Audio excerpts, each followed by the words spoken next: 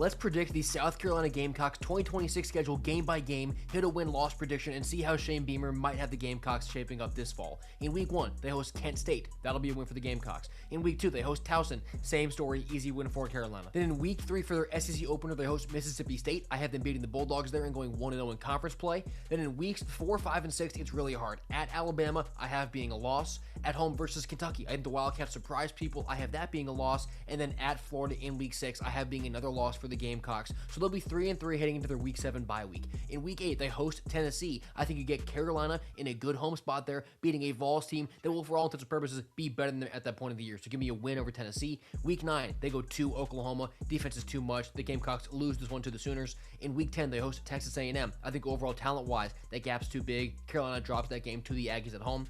In Week 11, they go to Arkansas. This one I'm 50-50 on. I'm going to go with a loss for Carolina. I think at this point, the Razorbacks' talent, they'll be desperate for a win, so they'll get that over South Carolina.